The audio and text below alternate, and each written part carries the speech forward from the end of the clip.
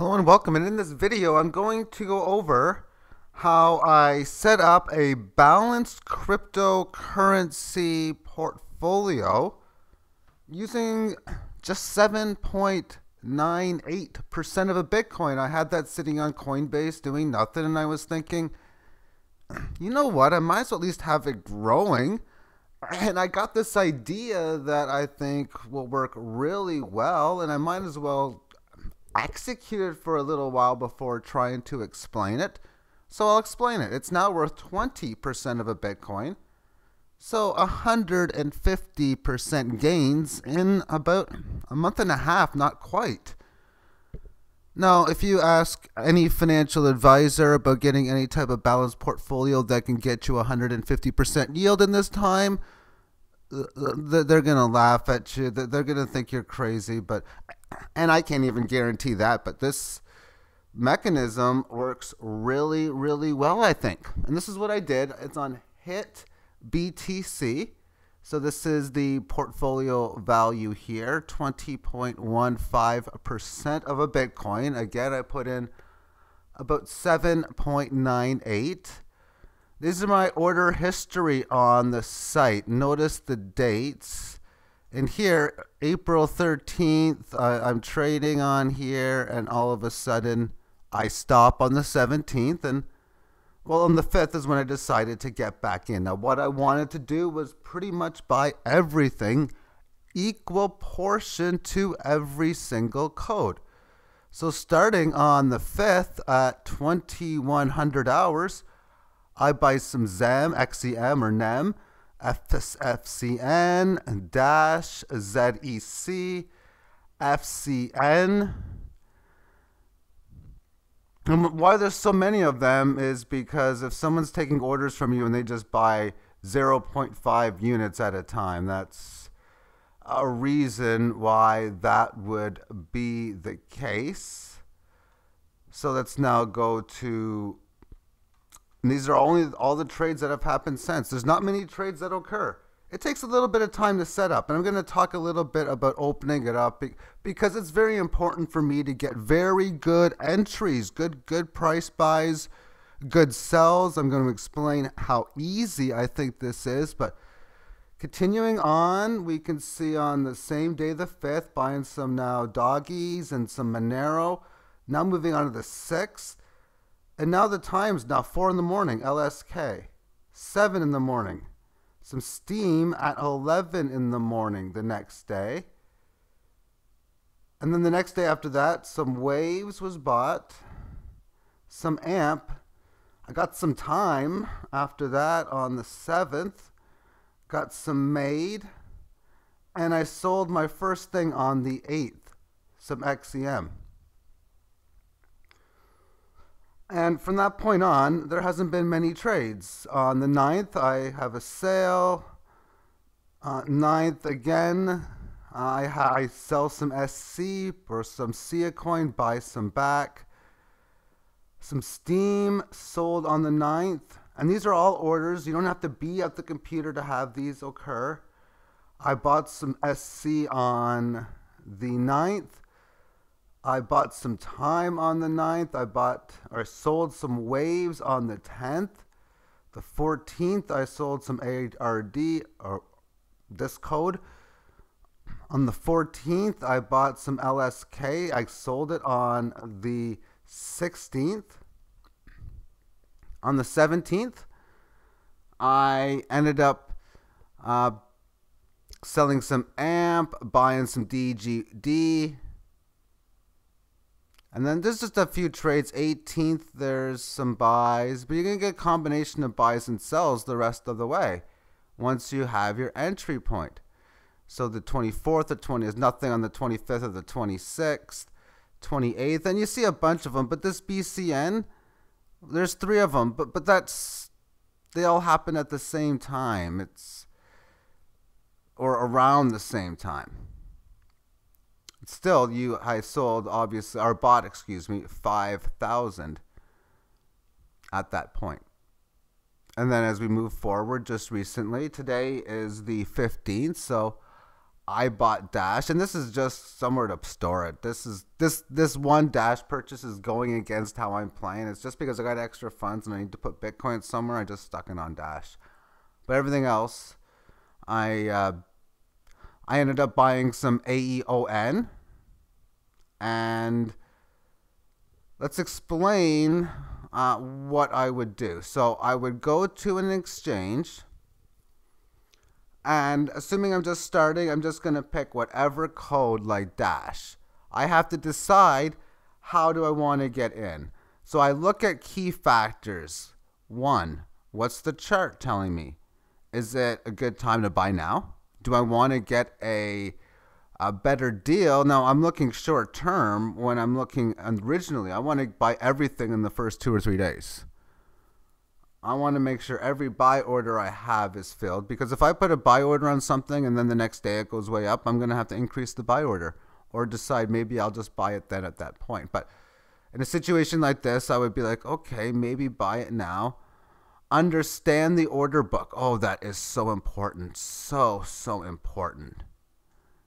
Whichever site, they all have them. They all have them.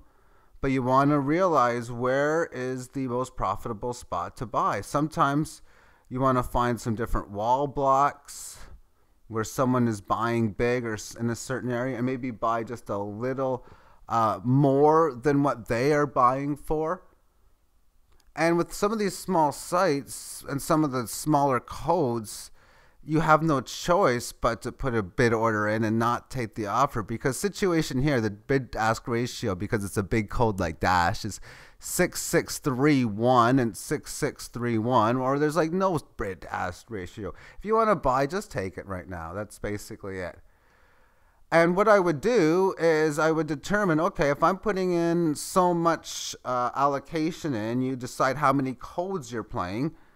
You equal it out, so you put each the amount on one code. So let's just assume you put, let's say 1 Bitcoin on this strategy, and you want to play 50 different codes. Well, now you would put 2% of a Bitcoin on each individual code, and then you would make your purchase. So let's just assume that you wanted to buy some Dash, and you want to do 2, and let's just say they're doing this price, you'd buy 30% of a Dash. Now let's assume you bought the Dash. Now I'm looking to sell it. So the strategy that I'm using here is, I would think, okay, well, where do I want to sell? And again, I'm going to use technical analysis. Where's a good spot? I'm looking for big gains. I'm not looking for any cheesy 10, 20% nonsense. And also, I'm going to be looking into the book. And here, as far as the order book, where is there? I mean, Dash I really can't do it with, but the smaller codes I'll do that with. And then let's just assume, okay, I think it's going to shoot up pretty far. I think it's going to go up to 11.5. But what I want to do, and let's just assume that I did have a third of a Dash, I want to make sure that when I sell, that I have 2% of a Bitcoin worth of Dash.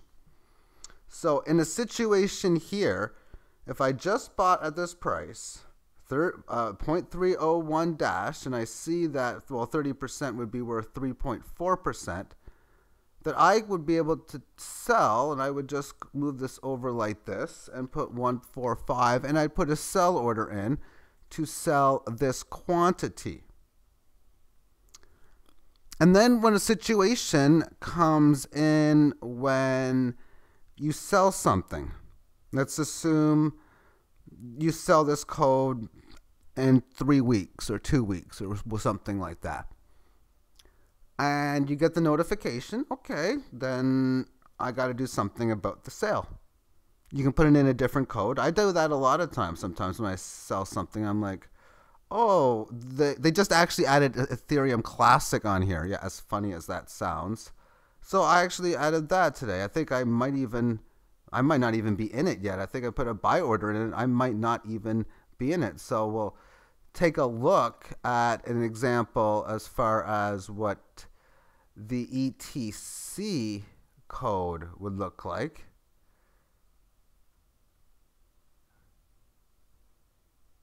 Let's see where we can find the ETC on here. It's probably because this is too big. I can probably, yep.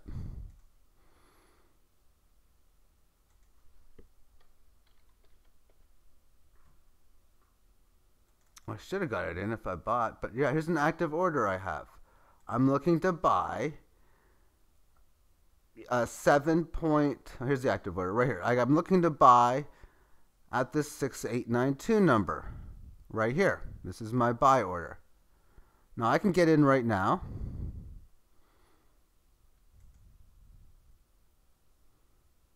And considering where I am right now, I'm probably gonna do such, actually. Probably the best idea. So in a situation here, I can just take the market price for what I want, which is my remaining funds,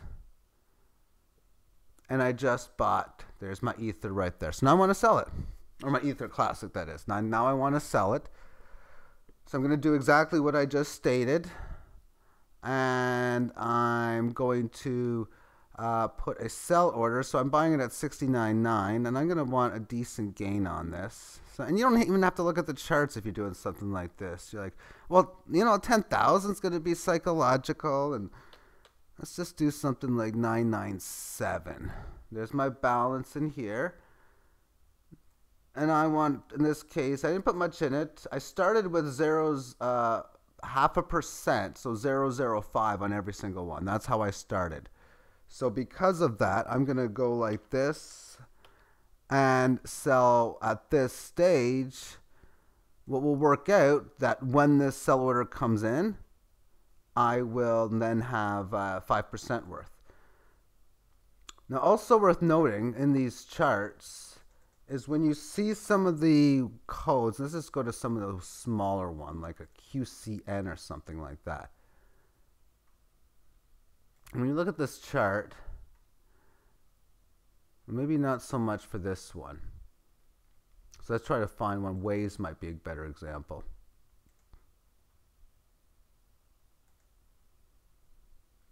See, like a move like this where you have any type of big pops that, and here you can see, not really here either. So I'm trying to find something. I'm having a hard time finding it. Yeah, a move like this here, where it just pops up like this. Because if you can ever find a situation where an order book is extremely thin, then you can try to take advantage of such. And here, there's hardly, you can try to put a buy order at this insane level down here. That's a huge discount. But there's really not many people buying. But as far as sell orders are concerned, you just want to take a look in here and think, oh, look at this. Someone's got 309 here. So maybe you might want to sell a little less than that. Maybe you want to put a sell order in this one here where the 11369 is. That's the type of ideas that work. And oftentimes I'll just make a couple trades a day on this site, and even if you were to use this strategy and check every Saturday how you're doing, it would work out fine. And even if you bought on a Monday or sold on a Monday and you handle the execution of what you just did many days later, it's going to work out fine in many cases. You're not going to get amazing day trading profits by getting a whole bunch of different in and out deals, but this is the second time I've pretty much played around with this, and I've turned about 8% into 20. First time when I fooled around with it, I did it just to get something so I could see like an index, a currency index, sort of like the DXY.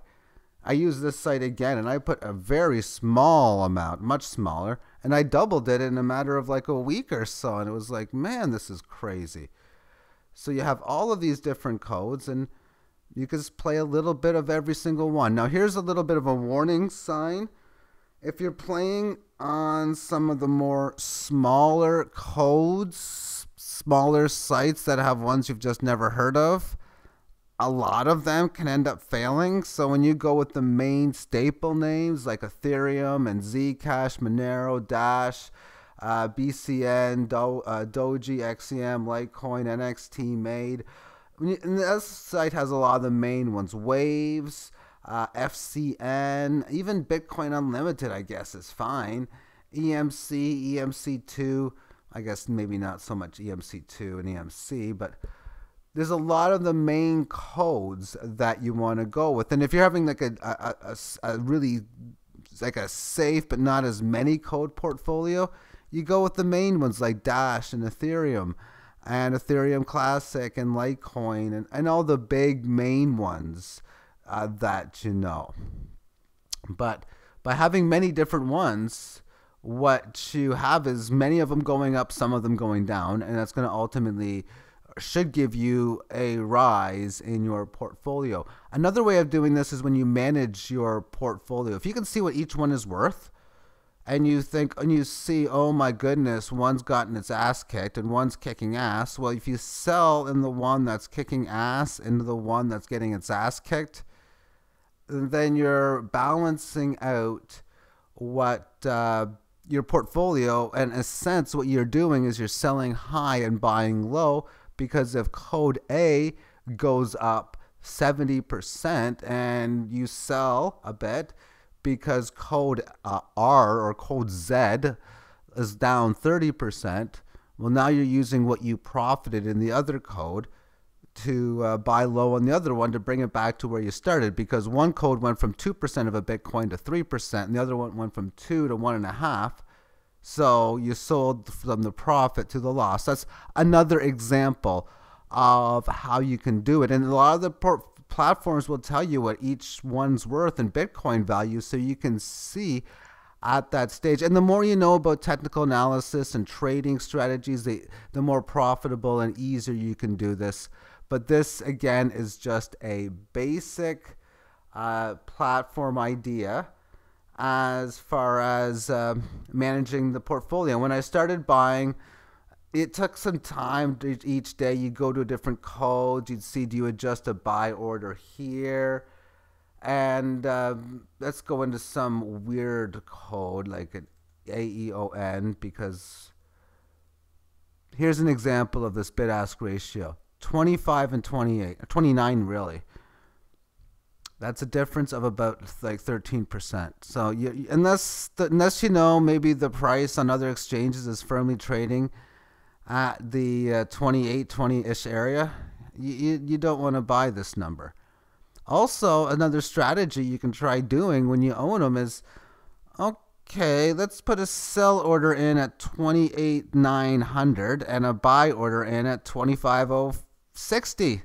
See how it plays, just a little bit below each one, and maybe you'll hit both. But oftentimes when you see this, if you got a small exchange with a big difference, they're usually both incorrect prices. Maybe one of them might be okay, but if you go to a different exchange, you'll probably see like 26.5 or 27 at that time.